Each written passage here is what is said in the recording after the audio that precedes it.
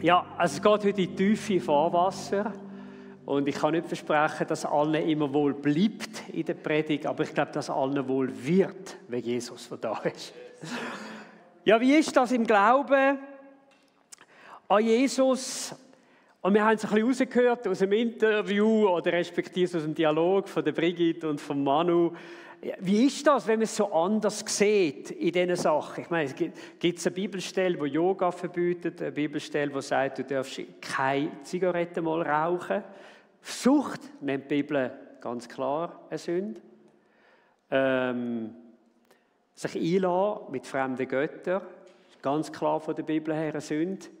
Aber es gibt nur für Sachen, wo die Bibel nicht so direkt etwas darüber sagt. Und genau um das geht es heute in diesem Text. Und Gott wird uns auch eine Hilfe geben und eine Lösung vor allem. Und das geht es im Korintherbrief am Schluss. Wie kann die Gemeinde von Jesus in dieser Welt heller leuchten und heller scheinen und für die Menschen einen Ort der Hoffnung darstellen? Das werden wir sein. Amen. Lesen wir aus unserem Brief, aus dem 1. Korinther 8, 1-13 und lassen wir zu. Nun zu der Frage, ob wir Fleisch essen dürfen, das den Götzen geopfert wurde. Spontan, nicht weiterlesen, würde ich sagen, wer ist für Yes, wer ist für No? Yes? Okay. Ein paar Yes-Stimmen. No? Okay. Und die anderen sind ihr... Gut, es ist gerade ein bisschen heavy Einstieg. Fair, okay. Das ist gut. Komm, wir lesen weiter. Wir sind ja da, damit Gott uns helfen kann, uns auch eine Meinung zu machen. Ihr meint, alle müssten sich eurer Erkenntnis anpassen. Wissen kann uns ein Gefühl von Wichtigkeit verleihen, doch nur die Liebe baut die Gemeinde wirklich auf. Wer behauptet, alle Antworten zu kennen, hat in Wirklichkeit kaum begriffen, auf welche Erkenntnis es ankommt. Doch wer Gott liebt, der ist von Gott erkannt. Wie verhält es sich denn nun? Sollen wir Fleisch essen, das den Götzen geopfert wurde? Jetzt kommt nochmal die Frage ganz direkt. Wir wissen alle, kommt die Antwort, dass ein Götze gar kein Gott ist und dass es nur einen einzigen wahren Gott gibt. Denn es gibt so viele sogenannte Götter, sowohl im Himmel als auch auf der Erde, wie es ja viele Mächte und viele Herren gibt. Wir aber wissen, dass es nur einen Gott gibt, den Vater, der alles erschaffen hat und für den wir leben. Und es gibt nur einen Herrn, Jesus Christus, durch den Gott alles erschaffen hat und durch den wir leben. Das ist allerdings nicht allen in der Gemeinde klar. Manche haben sich daran gewöhnt, Götzen für etwas Wirkliches zu halten. Wenn sie dann vom geopferten Fleisch essen, wird ihr schwaches Gewissen beunruhigt. Es stimmt, dass wir Gottes Anerkennung nicht durch das gewinnen können, was wir essen. Wir versäumen auch nichts, wenn wir etwas Bestimmtes nicht essen. Und wir gewinnen nichts, wenn wir es tun. Doch ihr müsst mit dieser Freiheit, die ihr habt, behutsam umgehen, damit ihr nicht einem Bruder oder einer Schwester mit einem ängstlichen Gewissen schadet. Leicht kann dann Folgendes geschehen. Schwächere Menschen, die es für falsch halten, solche Speisen zu essen, werden dich in einem Götzentempel essen sehen. Du selbst weißt, dass daran nichts Unrechtes ist. Sie aber werden verleitet, gegen ihr Gewissen Fleisch zu essen, das einem Götzen geopfert wurde. Auf diese Weise schadet deine Erkenntnis einem schwachen Bruder, für den Christus doch ebenfalls gestorben ist. Und wenn ihr gegen euren Bruder sündigt und ihr schwaches Gewissen verletzt, sündigt ihr damit gegen Christus. Lieber will ich mein Leben lang kein Fleisch mehr essen, als dass ich durch mein Tun einem anderen zur Sünde Anlass gebe. Denn ich möchte meinem Bruder nicht schaden. Ich möchte nur mal ganz kurz beten. Herr, wenn wir in so einen herausfordernden, auch schwierigen Text hineingehen heute, weiss ich doch, dass dein wunderbarer Geist uns will helfen, die Bibel zu verstehen, können die damalige Zeit besser zu verstehen und zu merken, was heisst das für uns heute? Und ich bete, dass du uns hilfst, irgendwo auch in dem Triangel zwischen Gottes Rechtfertigung, unserem Gewissen und auf der anderen Seite der Liebe, den Weg auch heute Morgen zu sehen, wo du uns Jesus zeigst, damit wir in Einheit, damit wir trotz unterschiedlicher Erkenntnis gemeinsam unterwegs sein.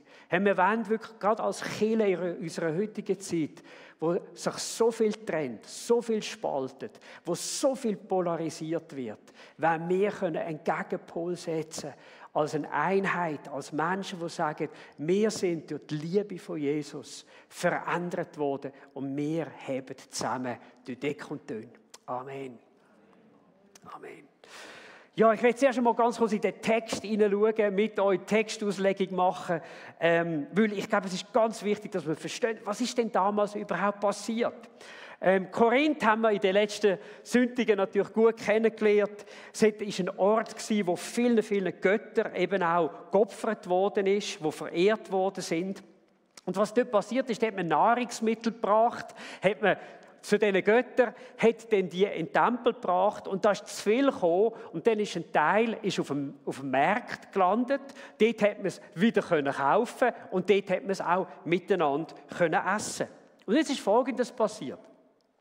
Menschen, die zu Jesus Christus gekommen sind, haben aufgehört mit dem ganzen Götterkult, der mit zusammengehangen hat. Sie haben gesagt, hey, weißt du was, wir haben etwas verstanden. Wir haben nur noch einen Gott, es gibt nur noch einen Gott im Himmel und auf Erden. Und dem Gott, dem folgen wir.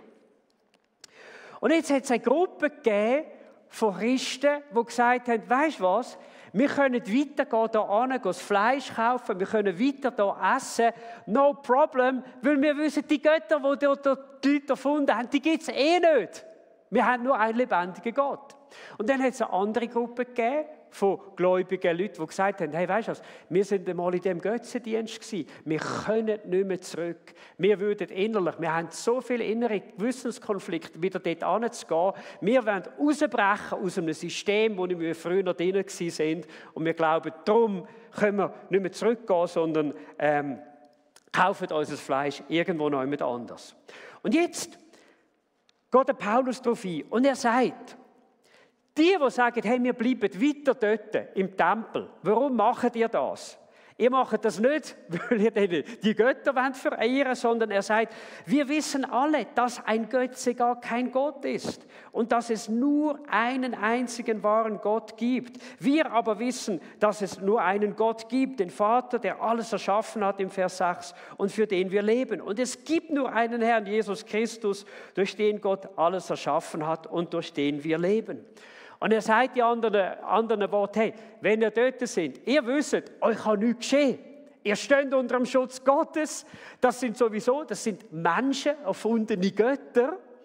Wir haben ein ganz anderes Weltbild. Wir glauben an einen grossen, allmächtigen Gott, der gesiegt hat über jede Macht von der Finsternis. Und wenn ihr dort seid, in dem Glauben und in dem Sieg von Jesus, kann doch gar nichts passieren. Wir wissen, das ist ja so.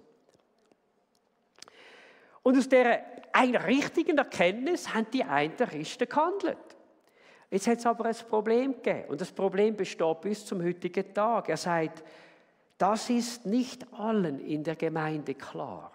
Nicht alle sehen das so und nicht alle empfinden das so. Manche haben sich daran gewöhnt, Götzen für etwas Wirkliches zu halten. Wenn sie dann von dem geopferten Fleisch essen, wird ihr schwaches Gewissen beunruhigt. Was ist vermutlich passiert? Die mit dem starken Gewissen haben den anderen gesagt, hey, komm, tun doch nicht so. Wir wissen ganz genau, da die Götter, die geht es eh nicht. Das ist eine menschengemachte Sache. Jesus hat uns frei gemacht. Kommt doch mit und essen mit uns. Und dann sind die zum Teil mitgegangen. Aber innerlich haben sie einen riesen Gewissensbiss gehabt und haben gesagt, wir fühlen uns so schlecht, wenn wir da sind. Wir sind jahrelang geprägt worden von dem Götzendienst und wir können das nicht mehr. Und jetzt sagt der Paulus, wenn ihr so handelt, ihr, die stark sind, ihr, die die Erkenntnis habt, schadet ihr denen, die ihrem Gewissen viel feiner und viel sensibler sind. Und schau, er hat eigentlich beiden Gruppen gesagt, beide liegen falsch. Die erste Gruppe ist falsch gelegen, weil sie gemeint hat, wir haben eine grosse Erkenntnis und haben aber nicht erkannt, die wichtigste Erkenntnis ist nicht das, was man weiß, nicht einmal das, was man ist in Jesus, sondern die wichtigste Erkenntnis ist die, dass alles, was wir haben, alles, was wir wissen, uns dazu soll führen, dass wir lernen, unseren Nächsten zu lieben und aus Liebe zu handeln. Und zu denen mit dem schwachen Gewissen hat er auch gesagt, ihr liegt eigentlich auch falsch. Ihr seid noch nicht in dieser Freiheit, die Jesus euch geben will. Hey, all die Die Macht, inklusive dämonische Macht, die können euch nicht anhaben. Haltet euch an Jesus Christus, bekennt Jesus, bleibt bei ihm, aber dann müsst ihr keine Angst haben. Ja, was machen wir jetzt? Okay, jetzt wird fast die Gemeinde heute gespalten mit dieser Predigt. Die mit dem starken Gewissen und die mit dem schwachen Gewissen. Und ich werde aus diesen Worten von Paulus, wo er da gesagt hat, werde ich für uns als Kirche wirklich ein paar Leitlinien herausnehmen, die ich denke, können uns extrem hilfreich sein. Gerade in unserer heutigen Zeit, wo so viel darauf ausgeht, hey, bis hin zum Krieg, wo polarisiert wird, wo gegeneinander geschaffen wird, wo jeder auf seiner Meinung beharrt. Wir in der Kirche müssen einen anderen Weg finden. Nicht einen Weg von den Meinungen, sondern einen Weg, wo Gott mit uns will gehen. Schaut, zuerst einmal heisst Rücksichtnahme nicht, dass ich jetzt meine Erkenntnis ändern muss. Die Freiheit, die ich habe durch Jesus, weisst du, behalte sie, enjoy it. Lass dir die nicht wieder nehmen von anderen Menschen. Auf der anderen Seite, du musst wissen, nicht deine Erkenntnis zählt in erster Linie, sondern ob du in der Liebe zum Nächsten bleibst. An dem misst Gott uns einmal, nicht an unserer Erkenntnis. Und so redet Gott zu den Starken und zu den Schwachen. Und eigentlich sagt er den Starken, ihr müsst lernen, in Rücksichtnahme und Liebe zu denen umzugehen, die schwächer sind. Und zu den Schwachen sagt der Paulus so ganz fein in dem Text inne, ihr müsst lernen, dass euer Gewissen robuster wird, stärker wird. Denkt daran, in unserem Gewissen spüren wir Sünde, aber unser Gewissen ist nicht der Heilige Geist. Unser Gewissen, jedes Gewissen hat eine Prägung. Die einen haben ein sehr robustes Gewissen. Eben, die können Yoga machen, die können eins rauchen nach der Kleingruppe, no problem. Aber nicht alle Menschen sind so. Und die ein schwächeres Gewissen haben, haben auch Gründe, warum sie sich entschieden haben, gegen etwas in ihrem Leben. Ich merke, ihr seid alle sehr aufmerksam heute und Gott hilft mir in dem Dilemma, jetzt den Weg von der Bibel zu finden.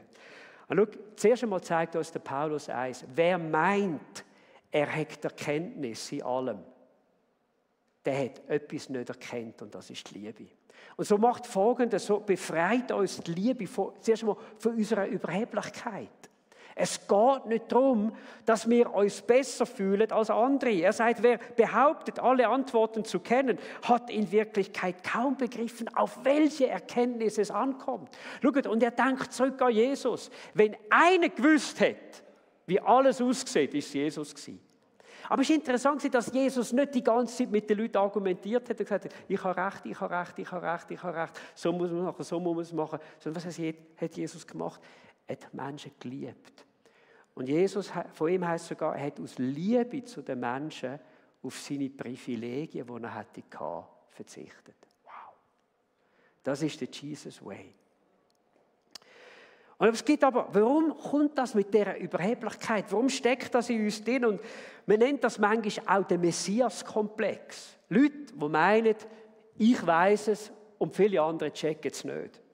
Und was sind das für Menschen? Die einen sind sehr intelligente Menschen, die vielleicht ein grosses Wissen sich angeeignet haben. Und diese Menschen stehen in Gefahr, weil sie so viel wissen, andere wollen es belehren, anderen wollen es sagen, schau, eigentlich müsstest du so clever werden wie ich. Dann würdest du irgendwo im Leben und im Glauben ankommen.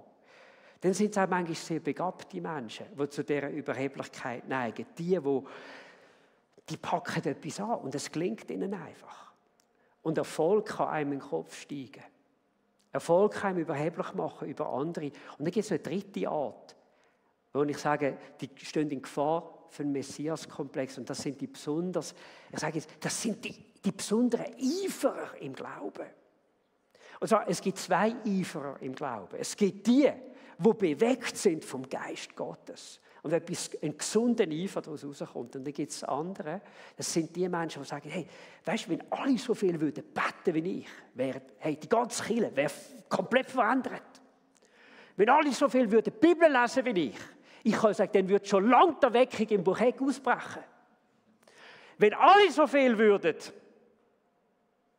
ihren Glauben bezeugen für Jesus wie ich, hey, kann ich sagen, dann wird die ganze Schweiz wird schon an Jesus Christus glauben. Wir sagen das natürlich nicht so. Aber kennen das so das Empfinden, wenn alle so mit Jesus unterwegs wären, wie ich, dann. Und der Paulus sagt, Achtung, Achtung, Achtung, das ist, wer so denkt, hat nicht wirklich die Erkenntnis, wie Gott sie uns will geben. Und ich glaube, heute Morgen ist so ein Moment auch da für uns als Kirche, für dich in deinem persönlichen Glauben, wo du sagst, Herr Jesus, habe ich so überhebliche Seiten in mir? Habe ich die Züge in mir, wo ich meine, etwa die, hey, wenn alle wären wie ich, wenn es alle so würden sehen wie ich, dann wäre die Welt eine bessere Welt. Schau, es geht nur einen Weg. Und Jesus sagt, das ist der Weg von der Demut. Wir müssen Demut lernen. Und wir müssen lernen, egal wie clever das wir sind, keiner von uns hat alle Erkenntnis. Unsere Erkenntnis ist Stückwerk, sagt die Bibel. Und wenn uns das bewusst wird, dann kommen wir in eine gesunde Demut rein, um zu sagen, okay, ich check nicht alles. Und ich sage auch bis heute, auch als Pastor, und ich lese die Bibel jedes Jahr durch, ich habe heute oft, stehe ich vor einem Bibeltext und sage, Herr Jesus, hilf mir zu verstehen. Hilf mir zu verstehen. Bitte Gott um Vergebung. Wenn du Überheblichkeit, wenn du die Gedanken, ich bin besser als andere, wenn du denen Raum gibst in deinem Herz. Und bitte Gott darum, dass er dir ein Herz gibt von der Liebe und von der Demut. Das Zweite ist, was wir lernen aus dem Text heraus, dass Liebe Rücksicht nimmt auf das Gewissen vom anderen. Und ich will jetzt auch sehr praktisch werden. Schau, es gibt Sachen, wo wir gleicher Meinung sind und Sachen, wo man unterschiedlicher Meinung kann sein. Also, und das ist voll okay. Ich glaube, wir sind sehr eins in diesen grossen Grundzügen, zum Beispiel von der Reformation. Hey, sola scriptura, es gibt nur ein Wort Gottes und das ist die Bibel. Wir glauben an das. Wir glauben, dass allein Christus rettet. Wir glauben daran, dass allein durch seine Gnade, dass wir dürfen Gotteskind heißen. Allein durch den Glauben, dass wir gerettet sind. Und dass alles in unserem Leben soll dazu dienen, dass Gott verherrlicht wird. Soli Deo Gloria. Das sind so Sachen, da sind wir eins, oder? Amen. Eine tiefe Überzeugung für diese Sachen. Aber man kann über andere Sachen kann man diskutieren, wie man es machen will. Musik und Anbetungsstil. Warum singen wir nicht Musik wie vor 400 Jahren? Das war dort mal eine Erweckungszeit. Das sind zum Teil ganz tolle Lieder aus der alten Zeit raus, aus der Klassik raus. Warum singen wir die heute nicht mehr? Oder die Liturgie, wie ist ein Gottesdienst gestaltet? Wie wird der Kirche geleitet? Und wisst ihr, was euch auffällt? Wenn ihr reist und andere Länder besuchen, werdet ihr manchmal feststellen, Teilsachen sind ähnlich wie da und Teilsachen machen sie komplett anders als wir. Und weißt du was? Gott sagt, ist okay. Gott hat nicht alles im letzten Detail für uns vorgegeben, sondern sagt, hey, da gebe ich euch auch Freiheit. Schaut in eurer Kultur, wie es am besten funktioniert. Und das ist übrigens ein Grund, warum wir an die Mitgliedschaft glauben in dieser Kirche. Weil wir sagen, hey, Mitgliedschaft in einer Kirche und ein Teil ist von Verein gibt uns die grösste Freiheit innerhalb von unserem Land, hey, können so zu leben, wie es eben auch die Bibel sagt. Und wenn du noch nicht Member bist, welcome. Und die Unterschiede sind okay, aber um das geht es nicht in unserem Text. Ich glaube, das ist ganz wichtig. Es geht nicht um die Unterschiede, sondern es geht um die Gewissensfrage. Dass nicht jeder Mensch in seinem Gewissen gleich anspricht auf eine Sache. Und das ist etwas, wo wir vielleicht auch in der Kirche noch, ich weiß gar nicht, ob wir schon je darüber geredet haben. Aber lass mich vielleicht noch ein paar Beispiele machen, nebst dem Rauchen, das wir schon gehört haben. Und das Yoga werde ich noch mal schnell aufgreifen. Nehmen wir das Thema Street Parade. Darf ein Christ als Street Parade? Schaut, ihr werdet Leute finden, Christen finden, die sagen, hey, da würde ich nie hingehen. Die einen würden vielleicht sagen, hey, das verbinde ich mit meinem alten Leben. Dort, wo ich noch gemeint habe, dass Drogen, Party, Alkohol, Musik mich glücklich machen. Ich würde nie mehr dort hingehen. Ich hätte grosse Mühe, mich noch mal darauf einzulassen. Ich habe heute einen anderen Lebenssinn. Ich lebe anders. Ich habe ein neues Wertesystem. Hey, that's over. Das ist für mich gegessen. Und dann hast du andere Christen, die sagen, ja, aber weißt du was, ich habe mein Leben auch geändert. Ich sündige auch nicht mehr. Ich will das Leben in der Sünde nicht mehr. Ich gehe dort nicht, um mich zu besaufen. Ich gehe dort und schon gar nicht wegen der Drogen etc. Aber ich glaube daran, dass Gott ein Gott auch ist von der Fest. Und dass ich dort, dass nicht das Böse über mich Einfluss hat, sondern dass ich Einfluss nehme auf das Böse, das dort ist. Ich treffe meine alten Kollegen noch dort. Und dort kann ich ihnen etwas von Jesus sagen. Wer hat recht? Schaut, es ist in erster Linie eine Frage vom Gewissen. Der Erste sagt, ich empfinde da innen, ich kann das nicht mehr. Und der Paulus sagt, wenn du so empfindest, please don't do it. Und im Zweiten kommen wir noch darauf, was er ihm sagt. Oder ich mache ein anderes Beispiel, Yoga. Soll ein Christ Yoga machen? Ich glaube, gerade alle Leute, die aus der Esoterik ursprünglich kommen und zum Glauben kommen an Jesus, vermutlich wird praktisch niemand von denen je mehr Yoga machen. Weil sie ganz klar wissen, der Background kommt aus dem Hinduismus raus und ist ganz, ganz stark religiös geprägt, bis zu den ganzen Inkarnationen etc., wo du gewisse Bekenntnisse eben auch machst auf Hindu. Und dann gibt es andere, die sagen, hey, ich habe den Background nicht. Für mich ist Yoga eine rein körperliche Übung. Ich würde nie das irgendwo in Verbindung bringen mit anderen Mächten oder irgendeine grössere Macht anzurufen oder irgendwie so etwas. Das ist für mich der eine, der macht Stretching, ich mache Yoga. Der Schwächere im Glauben würde sagen, das ist unmöglich, dass du das so kannst. Ist für mich nicht nachvollziehbar. Und was sollen wir jetzt machen? Schau, und der Paulus sagt Folgendes. Er sagt zu denen, die stark sind in ihrer Kenntnis, sagt er, weißt du was, freu dich daran, dass du checkst, wie die Machtverhältnisse aussehen. Freu dich daran. Aber nicht deine Erkenntnis soll dich zum Handeln führen, sondern die Liebe. Und die Liebe gebietet dir in dem Fall, nimm Rücksicht auf den, der es nicht so sieht wie du. Weil deine Freiheit auszuleben ist nicht das Wichtigste, sondern in der Liebe zu leben. Und der in seinem Gewissen das eben nicht sieht, der kann nicht anders. Weil es eine Gewissensfrage ist. Weil es etwas ist, was so tief geht in unserem moralischen Empfinden, dass er sagt,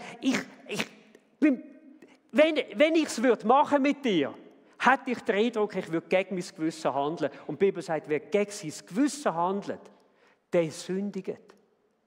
Weil er geht gegen eine Kraft vor, die Gott in unser Leben reingelegt hat, auf die wir achten sollen. Und so sagt Gott eigentlich zum Starken, sagt er, freu dich an deiner Erkenntnis, aber die Liebe sagt Folgendes, ich will in der Gemeinschaft, ich will auch in der Öffentlichkeit meine Freiheit nicht ausleben, sondern Rücksicht nehmen auf das Gewissen vom anderen. Der Paulus sagt da im Vers 9 so, ihr müsst mit dieser Freiheit, die ihr habt, behutsam umgehen, damit ihr nicht einem Bruder oder einer Schwester mit einem ängstlichen Gewissen schadet. Wisst ihr, was Gott uns sehr klar sagt? Er sagt, nicht deine Freiheit ist das Entscheidende, freu dich, dass du sie hast, aber die Liebe ist das, was entscheidend ist in der Kirche und in der Gemeinde. Und das bringt mich zum letzten Gedanken, und das ist der, dass Liebe eben nicht verletzt, sondern die Liebe hat einen Drive, sie will aufbauen.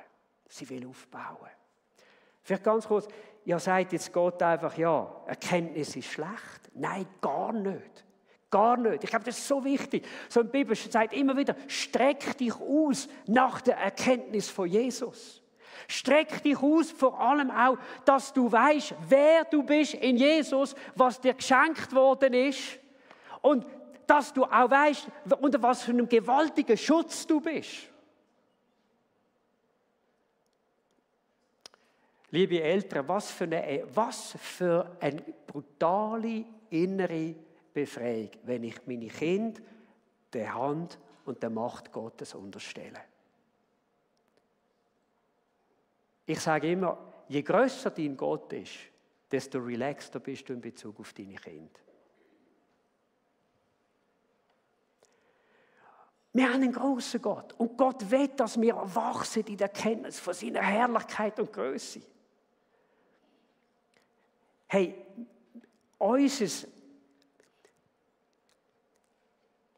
der nächste Stern in unserem Universum.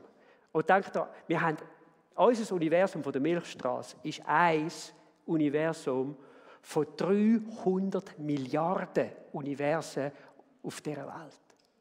Oder nicht auf dieser Welt, im ganzen Kosmos. Der nächste Stern von uns, wenn ich mich richtig erinnere, ist 30 Lichtjahre weg von uns. 30 Lichtjahre. Der nächste Stern. Und ein Stern ist nichts anderes als eine Sonne. Scheint aus sich selber. Das ist der nächste Stern. Und wie viel siehst du am Abend, wenn du mal die ganze Pollution vom Licht und so weglässt? Du siehst hunderte Sterne. Hunderte. Das ist, so groß ist unser Gott. Und er kennt all die Sterne noch mit Namen. Das ist Wahnsinn. Wahnsinn. Wir sind schon überfordert mit unserem. Freu dich an der Erkenntnis. Wachs dort drinnen. Wachs in dem, dass Gott, wer du bist in Gott. Aber die höchste Erkenntnis fragt, wie kann ich meinem Nächsten helfen, dass er stärker wird im Glauben. Weißt du, dann kannst du mit deiner Erkenntnis den anderen nicht überfahren, sondern kannst ihm helfen und sagen, weißt du was, mach dir doch nicht so viel Sorgen. Gott sitzt auf dem Thron. Hey, jetzt lagert dich die Sünde wieder. Die Sachen, wo wir schon 5-mal dafür gebetet haben, dass Gott dir vergibt. Lass mal hinter dir. Gott hat es vergeben. Gott hat es vergeben. Gott hat es vergeben. Gott hat es vergeben. Let it go. Brauchen wir das? Und schau, so kann der Starke in dem, wo in seinem Gewissen feiner ist, schwächer ist, kann er helfen, stärker zu werden in seinem Glauben. Und dann brauchst du deine Stärke nicht, um deinen Vorteil zu suchen, sondern um den Nächsten aufzubauen. Und um das geht es Gott in der Gemeinde. Und ich glaube, das gibt uns so einen guten, coolen Übergang auch zu uns ganz persönlich jetzt heute Morgen. Und uns einmal zu fragen, was treibt mich an? Ist es meine Freiheit, auf die ich bestehe? Oder ist es die Liebe? Der Paulus sagt ein bisschen später in dem Kapitel, er sagt, in Schwachen bin ich geworden wie ein Schwacher, damit ich die Schwachen gewinne. Damit ich sie gewinne. Er sagt in anderen Worten, hey, weißt du was, ich habe auf vieles in meinem Leben verzichtet. Genauso wie Jesus. Weil mein Drive war nicht meine Freiheit, sondern mein Drive war, wie kann die Liebe von Jesus durch mein Leben einem anderen zum Besten dienen? Wie kann die Stärke, die ich habe vielleicht, die Kapazitäten, die Begabungen, die ich habe, wie kann Gott das brauchen, damit ich meinen Nächsten aufbauen kann, damit die Kirche aufgebaut werden, damit die Kirche stärker werden? Wie kann ich das brauchen? Nicht für mich, sondern für den Nächsten. Das ist das, was die Liebe von Gott macht. Und ich glaube, wir sind auf einem guten Weg miteinander in dieser Kirche. Aber ich meinte, wir haben noch Luft nach oben, dass unsere Liebe zueinander zunehmen kann, unsere Rücksichtnahme aufeinander zunehmen kann. Weißt du, ich glaube schon nur, dass wir, wenn wir in unseren Kleingruppen einander sehen, Liebe sagt für mich, ich gehe nicht unvorbereitet in meine Kleingruppe. Er hat doch einen Leiter und jemand macht das Thema. Nein, wir sind dort, um einander zu dienen. Ich würde das sagen, wenn ich da wäre und würde sagen, du, keine Ahnung, was ich heute predigen soll, könnt wieder heimgehen. Dann würde ich sagen, hey Matthias, bitte das nächste Mal ein bisschen Hausaufgaben machen. Muss ja nicht alles auf deinem Konzept stehen, ein bisschen Inspiration vom Heiligen Geist, aber bitte, also, komm irgendwie ein bisschen vorbereitet, oder?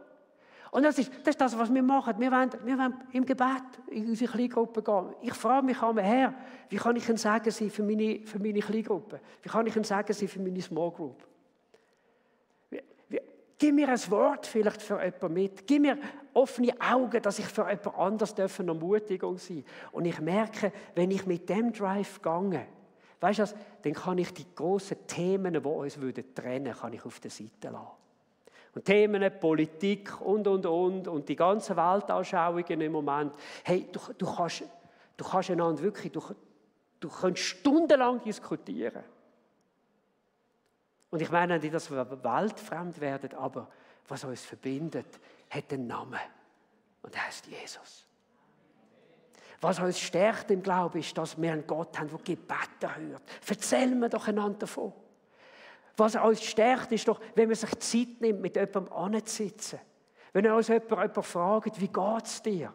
Wenn jemand wieder mal nachfragt, hey, vor 3 Wochen haben wir doch mal gebetet für dich. Hey, wie geht es dir überhaupt? Dann weisst du, das ist jemand, der liebt dich.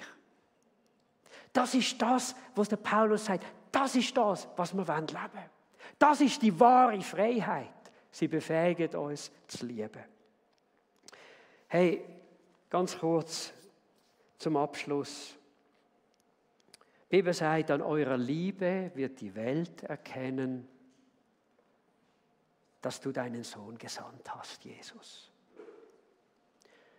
Und weißt du, und ich glaube, wir sind alle, die da sind, und wenn du Besucher bist, darfst du das Geheimnis wissen von dieser Kirche.